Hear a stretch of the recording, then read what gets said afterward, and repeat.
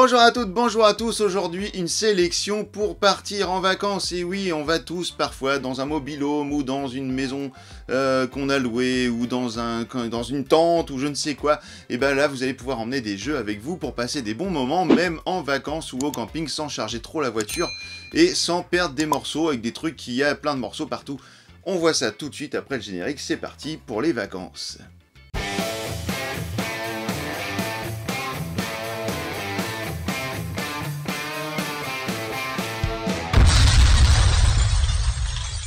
Et ben voilà, j'aurais bien aimé faire cette vidéo dehors pour signe de vacances, mais en Normandie, il fait un temps de merde. Et donc, et ben voilà, c'est dedans que je vais vous faire cette petite sélection pour emmener vos jeux préférés en vacances et surtout passer des bons moments entre amis ou en famille ou avec vos enfants. Et c'est avec cette catégorie qu'on va commencer. Vous allez pouvoir emmener des jeux pour vos enfants, des petits jeux tout simples, tout bêtes. Et on va commencer par un jeu pour les tout petits qui s'appelle Pirate Attack. Pirate Attack, c'est un jeu, voilà, c'est pas grand, c'est tout petit, vous allez pouvoir l'emmener facilement dans un sac. C'est un jeu à partir de 5 ans, édité chez Djeco, et c'est vraiment très sympa. Vous allez devoir retrouver les pièces de votre bateau pour le recomposer avec 6 pièces, je crois, de mémoire, qui vont composer ce bateau. Et puis, il va falloir faire face aux pirates, évidemment. À chaque fois que vous allez avoir des pirates, vous allez perdre des morceaux de bateau. Il va y avoir des boulets de canon qui vont être tirés. Vous allez avoir des pièces d'or pour acheter des pièces de votre bateau, de la couleur de votre bateau à votre voisin. Et ça, c'est vraiment cool, voilà, c'est un petit jeu très sympa, très rigolo, très facile, et pour les enfants, c'est vraiment très cool. On continue avec un deuxième jeu pour les enfants. Le magnifique Kicafé Caca, vous allez pouvoir jouer de 3 à 6 joueurs à partir de 6 ans. C'est un jeu de rapidité, vous allez tous avoir des cartes de couleurs différentes, donc vous allez avoir le même deck, tout le monde avec les mêmes animaux, donc un poisson, un petit chaton qui fait une tête de petit manant, une souris, enfin non, un hamster, une tortue, un perroquet, enfin voilà. Et à chaque fois, il va falloir trouver Kicafé Caca sur la carpette, comme dirait Anga, ou comme Kicafé Caca sur la table de camping. Et voilà, vous allez donc, c'est pas moi qui a fait caca, c'est votre hamster par exemple, et le premier qui a un hamster dans sa main, il doit le mettre le plus rapidement possible sur le paquet et qui doit dire c'est pas moi qui a fait caca, c'est pas mon hamster qui a fait caca, c'est votre tortue par exemple, et ceci jusqu'à l'élimination du dernier joueur. Ou alors jusqu'à ce que quelqu'un se trompe, quelqu'un désigne un animal que les autres n'ont plus dans leurs mains, donc il va falloir être vigilant à ce qui passe sur la table, et à ce moment-là, ce joueur va gagner un caca, et bah oui, c'est comme ça. Alors il faut savoir quand même que ce jeu a été nominé aux As d'Or à Cannes en 2019, et c'est un jeu absolument trop rigolo. On y a joué ce week-end encore avec des enfants, et on s'est trop marré, même les adultes s'amusent vraiment à ce jeu, Kicafé Caca. La deuxième catégorie va être une catégorie pour ceux qui veulent jouer tranquillement, posément, qui aiment bien peut-être même les trucs genre mots croisés, etc. Et ça va être une catégorie où l'on va jouer avec un petit calepin, avec un crayon. C'est la catégorie Roll and Write pour le camping. C'est parti, le Roll and Write. Le premier Roll and Write que je vais vous proposer s'appelle Déméter. Déméter, c'est un jeu de Mathieu Verdier, d'ailleurs normand, hein, sous la pluie comme moi. C'est un jeu qui, pour une partie d'environ 20 minutes pour les 14 et plus, c'est édité chez Sorry We Are French. Voilà, c'est un jeu, ça vaut pas très cher, ça doit coûter 20 balles je crois. Donc là vous allez partir à la découverte des dinosaures, retracer, trouver des nouvelles races de dinosaures, et vous allez devoir comme ceci remplir, griffonner des petites parties de dinos suivant des cartes que vous allez avoir. Enfin bref, un roll and write quoi, comme peut-être vous le connaissez. Et puis bah voilà, c'est très sympa. Il y a une suite qui vient de sortir qui s'appelle je sais plus comment, mais vous la trouverez également. Voilà, Déméter, c'est très cool. Le prochain, pas mal non plus. Le prochain, c'est du Bruno Catala et du Corentin Lebras. C'est Trek 12, Trek 12, Himalaya, donc parce qu'en fait, vous allez devoir gravir des chaînes de montagnes, faire des cordées avec des numéros. L'avantage de celui-ci, c'est qu'en fait, la boîte, alors par contre, elle est un petit peu lourde, donc si vous êtes en voiture, c'est cool. Si vous êtes en train, prenez plutôt Déméter.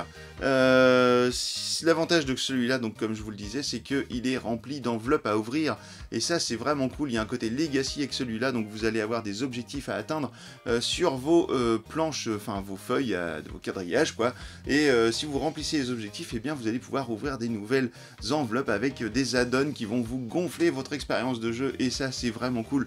Trek 12, c'est édité chez Lumberjack Studio, et c'est du Bruno Catala, c'est juste extraordinaire, voilà. Le dernier Roll and Ride, celui-là, il est tout petit, il est très léger, et il est vraiment trop génial également.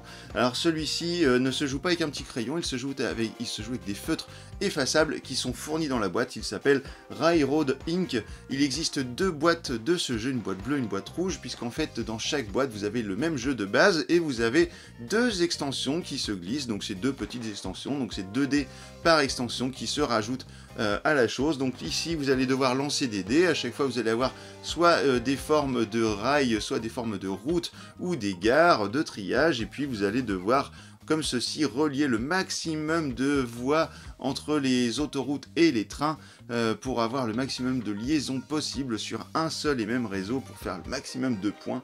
Voilà, donc c'est un jeu qui est très très cool. C'est édité chez Edge pour les 8 ans et plus, pour 1 à 6 joueurs, pour des parties d'environ 30 minutes, mais à 2 ou quoi, ça se joue vraiment plus vite. Railroad Ink, c'est un vrai bon jeu. Allez-y, ça vaut, je crois, 16 €. Et puis vous allez passer des très bons moments au camping, sur les moments où vous savez pas trop quoi faire, ou genre les moments où les autres sont partis à la piscine et vous aviez pas envie, un petit Railroad Ink en solo, et c'est super sympa.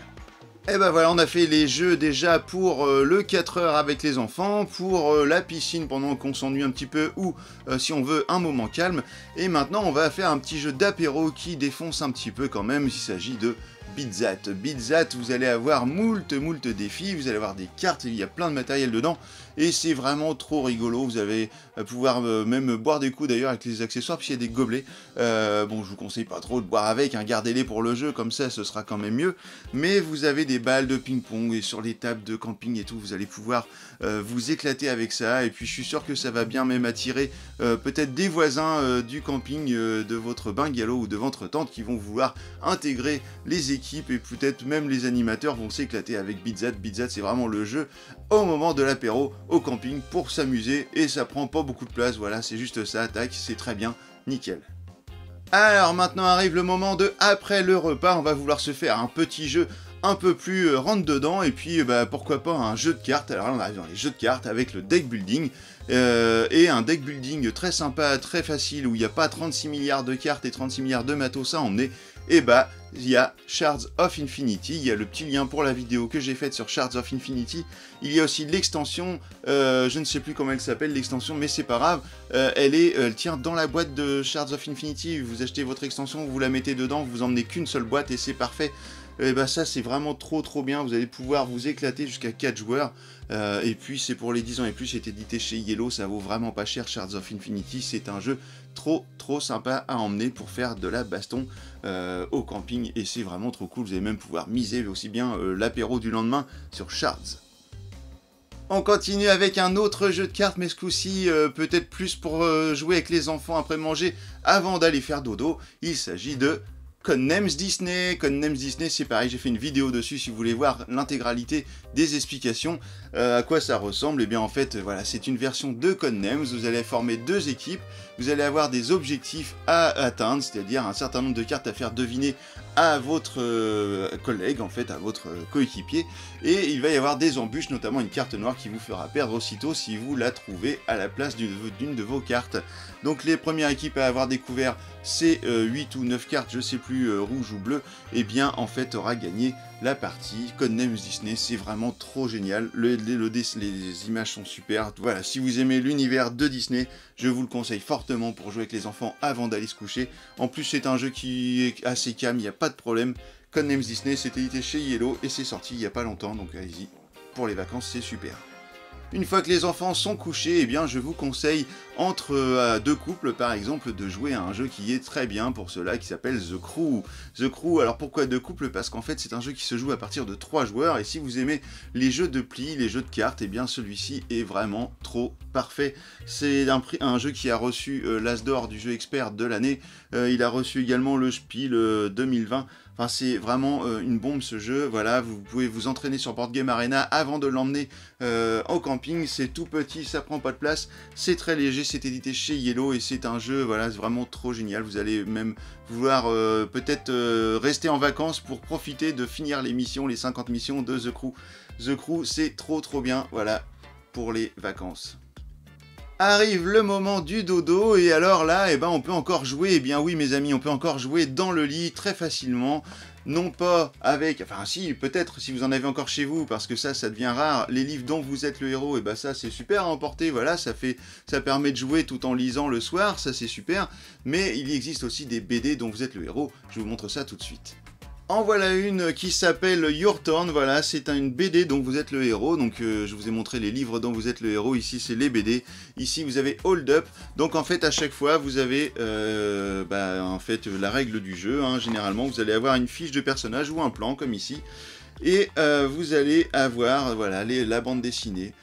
Qui va vous amener de case en case et qui vous allez faire votre aventure. Donc ça, je pense que vous allez en avoir pour plusieurs soirs pendant votre camping.